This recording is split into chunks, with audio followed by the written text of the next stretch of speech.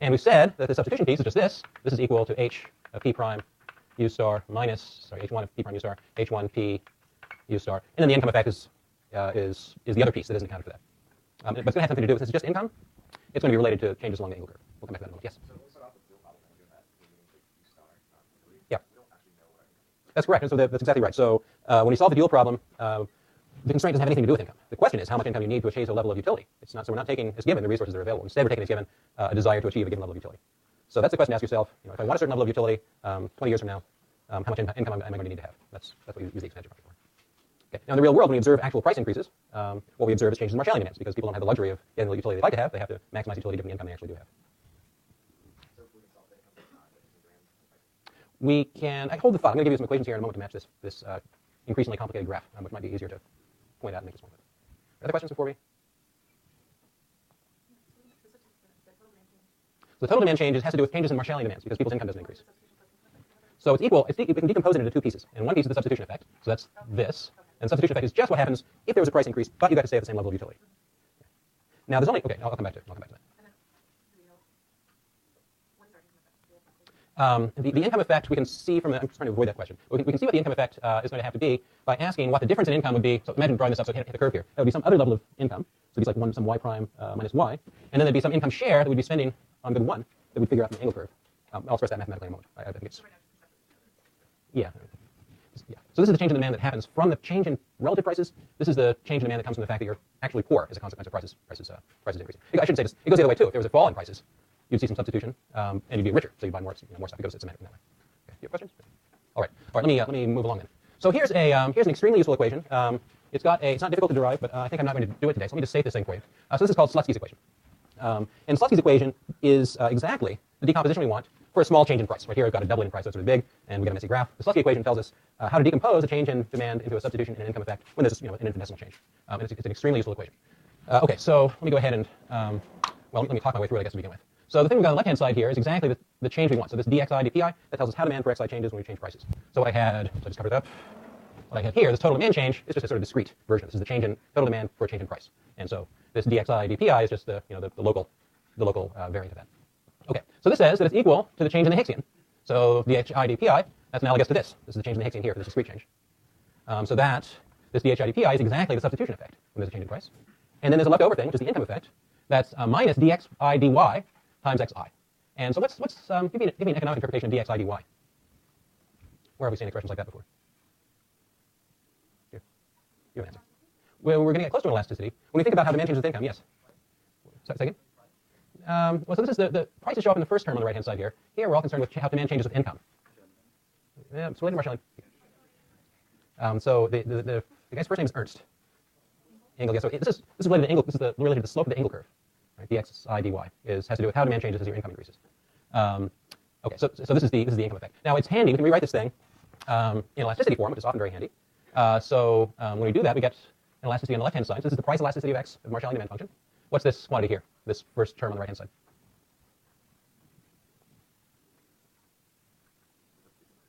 Well, it's the substitution elasticity, if you like. But we've also got some other. What is this? What is it an elasticity of? Yeah, it's the elasticity of the Hicksian demand function. This is the elasticity of the Marshallian demand function. This is the elasticity of the Hicksian demand function. And then, I don't really like the way this one's written. Let me rewrite it for you.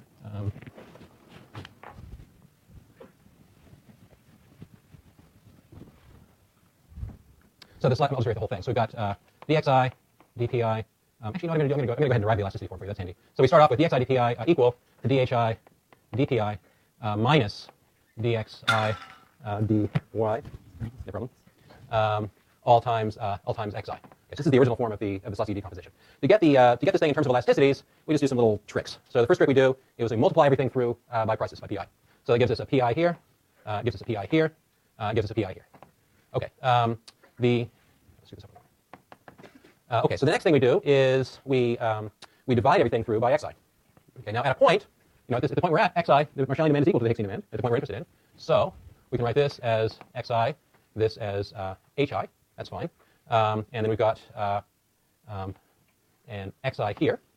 Okay, so make that a 1 for a moment. So now I've got an elasticity. This is the elasticity of Marshallian demand. This is the elasticity of the Hicksian demand. Okay, I'm still not quite done. I'm going to do one more trick. The trick here is going to be I'm going to multiply and divide by y in this final term. So I'm going to multiply by y here. I'm going to divide by y here. That's valid so long as y isn't equal to 0. And then I've got two factors here. What's this one? What's just the first factor? Yeah, so Hillary has it. This is the elasticity of the angle curve. As we change y by some percent, by what percent does demand change? So this is the income, the elasticity of the angle curve, or the income elasticity. I'm going to do it that way. This is the same quantity we called the Greek letter eta when we talked about income elasticities a few lectures ago. And what's this piece right here? Pixi divided by y? It's the expenditure share, exactly. So this is the expenditure share of good I. So that's the Slutsky decomposition in elasticity form. So I promise this is useful. We don't have a use for it yet, but let me talk about it a little bit.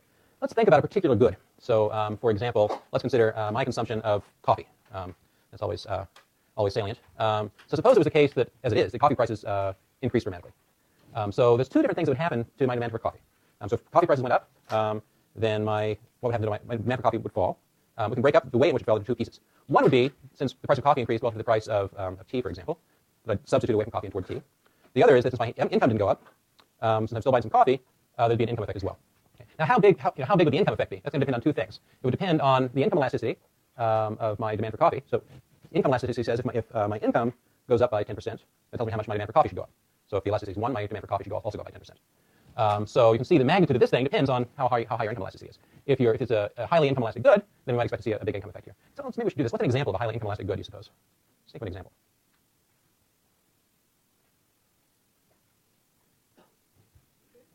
You guys are thinking of so income elastic. So it could be food is a reasonable answer for some people. I think probably not for most people in this room. Yeah. Diamond rings might be good.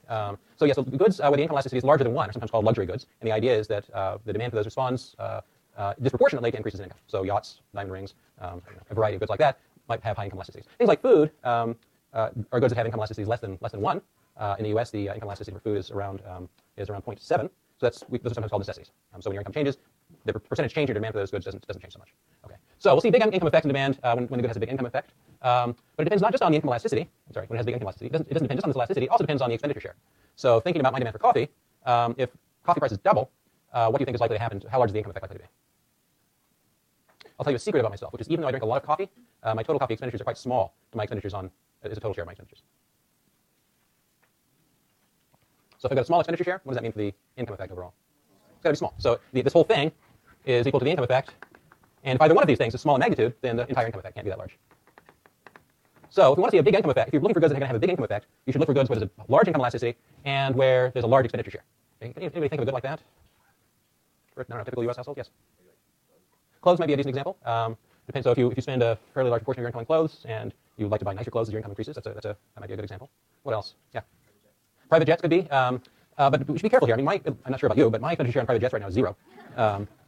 So you can imagine, this is related to an important point, which is that income elasticities and expenditure shares aren't the same for all levels of income. If I were Warren Buffett, then wait, is this right? No, it's Steve Allen who has this private nuclear submarine. No, it can't be nuclear. He has a private submarine. I'd love to have my own submarine. Anyway, the income elasticity is going to depend on where you are and what your income is, because it depends on the elasticity of the angle curve. So if we have y here and xi here, and our angle curve, let's say it's something like this. The elasticity if you're down here is really different than your elasticity if you're up here. Okay. Okay, I think I said what I wanted to say about the Slutsky equation here. So it's a trick for figuring out, anytime there's a change in price, there's a resulting change in demand, in the Marshallian demand, that we can observe. And that's why the Marshallian demands are what we can observe. We can't really observe changes in Hicksian demands because people's income doesn't change. So we can observe this stuff. Whenever there's a change like this, we can decompose it into two parts. One is a substitution effect. Here's the elasticity of that thing. And one is an income effect. And this depends on two different factors. One has to do with the income elasticity. The other has to do with the expenditure share of the good. Okay. Yes, Hillary. You said that here, xi is equal to hi. Yeah. So both of these, think about what these are doing. Xi is mapping prices and income into a quantity of stuff you purchase, and hi is mapping prices and some level of utility into a quantity of stuff. And at a point, I'm glad you raised that question. Actually, let me draw you another picture. At a point where we're doing this evaluation, those two things are going to be equal. So we're in demand space now, so we're going to have prices.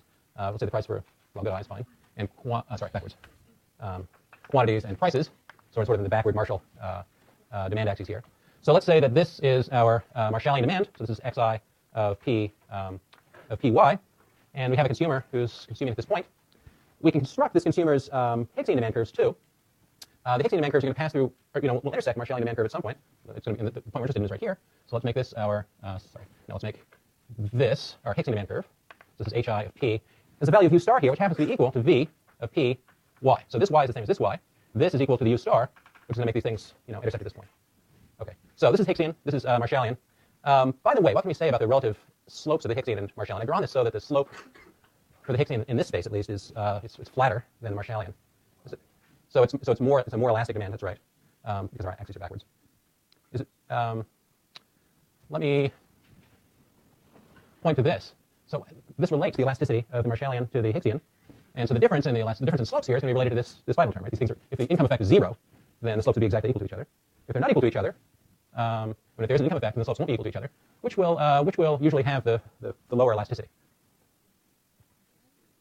And so we need to be careful about. So the first thing to remember when you're doing this is that these are all going to tend to be negative numbers. So the Hicksian demand, one of the properties of Hicksian demands is that the dH/dPi is always negative. So this is a negative number. This will also generally be a negative number, although it doesn't have to be. So what's this thing over here going to be in terms of its sign? Okay, so what's the sign of this piece going to be? Pxi over y. It's going to be non-negative at least. It could be 0, but it can't be negative. What about the sign of this piece? Dxi dy y over xi. So Hillary says positive. You say, yeah, so it depends, because this is the difference between a normal and an inferior good. So if expenditures on xi increase as income increases, then it's a normal good, and that elasticity is positive. But it could be an inferior good too. Like I think I used the example of ramen noodles a lecture or two ago for me, at least. So when your income increases, maybe this piece might be negative. Okay, so if it's a normal good though, this piece will be positive. This will be positive. There's a negative sign here. So if this is all positive, so for the normal good case, this will be positive. This is negative, which means that this will be smaller in absolute value than this thing, which is the picture we've drawn here. Yeah.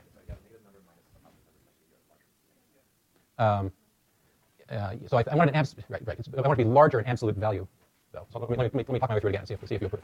So if it's a normal good, this is going to be a positive number, and conversely, if it's an inferior good, it'll be negative. But if it's a normal good, this will be positive. We've got a negative number. We subtract a positive number. We get a large number which is negative but larger in magnitude. Here, that's what you want me to say. Thank you. And so, okay. So here's the question: Is that the situation that's reflected here or not? Yes, I think the answer is no. So if this is the arrangement of the Hicksian and Marshallian demands, what must the good be normal or must it be inferior? So yes, this looks like the case of an inferior good. Yeah, thank you. Okay. Yes. So, at the slope of 1 is, so which side of the point are you talking about? Which side of the point? Yeah. Oh, I hope I mean, this is they intersect here. So we're talking about an increase in price. So that has the effect of decreasing demand. That may answer your question? So what we said when we okay. So first of all, we have to remember that we have our axes backwards. So xi is here, pi is there. So you need to think about the inverse of this function to get. Yeah. All right. Okay. Let me forward ahead here. Okay. So I'm going to skip this. I'm going to come back to this. I'm sorry, I'm skipping around because I want to get through some material here today. Okay. So here's what I want to talk about next. So we've talked about how we can if there's a change in price. So maybe an example is useful. Suppose it's the case that there's an increase in price due to an increase in taxes. Suppose we increase gasoline taxes, for example. Then we can use the Slutsky equation to figure out the effects on demand. There will be a substitution effect as people substitute away from things that use a lot of gasoline, like big cars to little cars, for example, or maybe from cars to buses or what have you. And there will be an income effect as well because people are made more poor in a real sense by the increase in the effective price of gasoline.